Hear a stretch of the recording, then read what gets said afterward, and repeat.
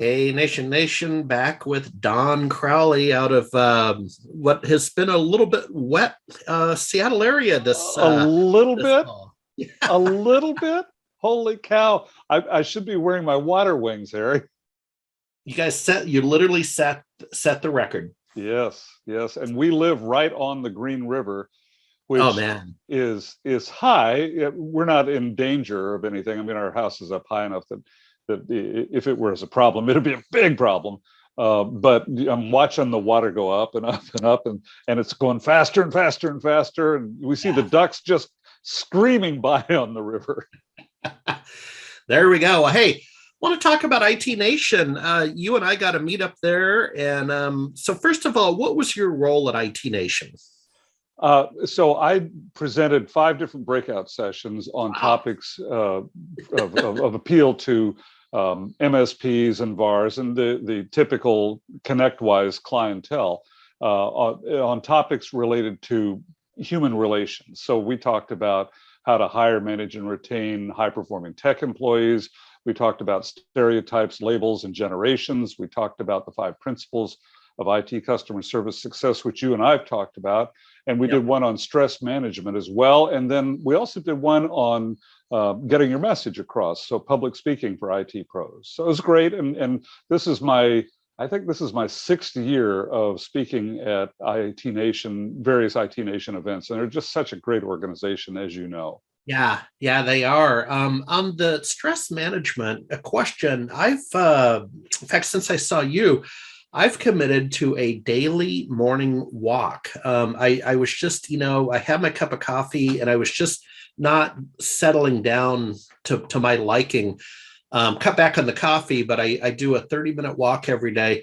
And I was listening to a podcast about mindfulness, apparently, Yes. where you kind of become centered. Did you go down that rabbit hole with stress management? Well, I don't know that that's an interesting question, an interesting way of phrasing it, Harry. I don't know that I would call it going down a rabbit hole as much as embracing the concept of mindfulness.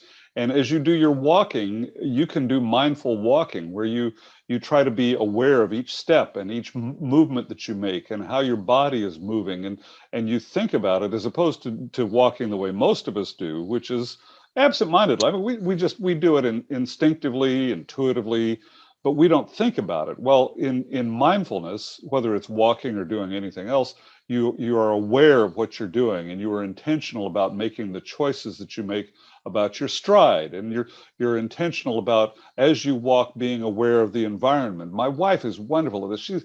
I swear she's part hound dog because she has to stop and sniff everything.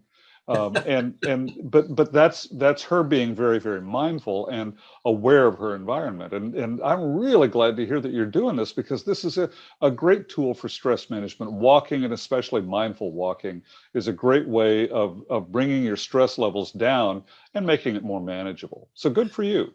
Yeah, well, thank you. And I would refer to it. I wasn't using so much the word stress, and maybe you can help me understand the distinction. With me, I'm not getting any younger. I used to drink coffee all day. I'm down to one K cup in the morning, and Oh, and then wow. and then I cut over to my water for the rest of the day. And some people from SMB Nation will remember this operating Yeah, there system, you go. Windows Windows Vista. Vista. Kids won't get that, That's right up but there with Millennial Edition. yeah, exactly. But I saw it as reducing my anxiety. Mhm. And I haven't really used the word stress. Is there a difference, or are they the same in your mind's eye? That's a good question. I think that anxiety is symptomatic of stress. Okay. And stress is a fact of life. I mean, you can't get away from stress. And I remember a long time ago, I had this idea that I was going to try and lead a stress-free life. Well, you can't do that, because stress is simply how the body reacts to change. And, good or bad, it's stressful. If you're, let's say you get a great new job and you're really excited about it, and so you're really looking forward to it, and your first day on the job, it goes great and everything's going wonderful. You're making a lot of money, you're making great contacts, you're doing interesting work, but it's new, it's a change, and it's stressful. Oh, or you're dealing with some relationship issues and things aren't going well. Well, that is also stress, and so I would say that the anxiety is a result of the stress, and it Yeah. manifests itself maybe by having trouble sleeping at night or feeling on edge, and Yeah. It's certainly the kind of a coffee can do that jittery. as well. Yeah. Yeah. Jittery feeling. Well, back to IT Nation. The and again, congratulations being a long-term speaker, because that's a highly regarded conference. Here's my takeaway, having gone away for a few years. One is the crowd's changed. I barely knew 5% of the attendees versus 10 years ago. I might have known 90% of the attendees. So Yeah. we've had some change in the audience. The second thing is these are white collar suit, not so much ties, but collared shirts and sport jacket kind of people on average. And that's a step up from the traditional SMB Nation, one man band. And I've always known that, but it was interesting to see the maturity level, right? The partner maturity level at IT Nation is Okay. fairly high, man. Yeah, I don't know if you have any they're comments on that. closer to my age than my kids, maybe. Yeah, that's an interesting comment. I don't know that I noticed that so much, but I've been there year after year after year, Yeah. and you were away for a while, so I would think that those changes would be more stark.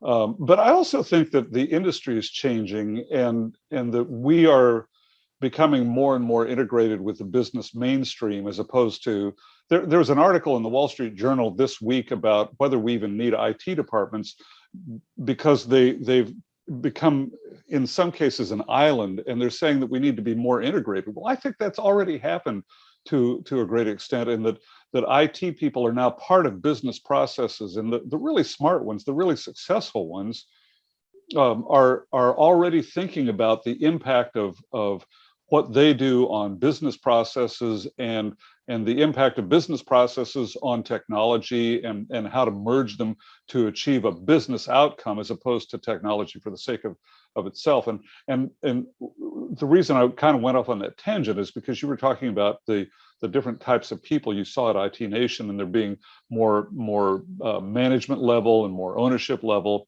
And I think that's symptomatic of that idea that IT is not an island unto itself, but rather it is part of business, and it is business. It's the underlying fabric that makes business.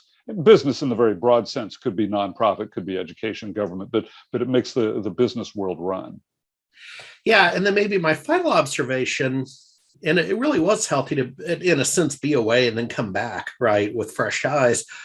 But IT Nation had really good business content. The merger and acquisition track, I went to a few of those speeches.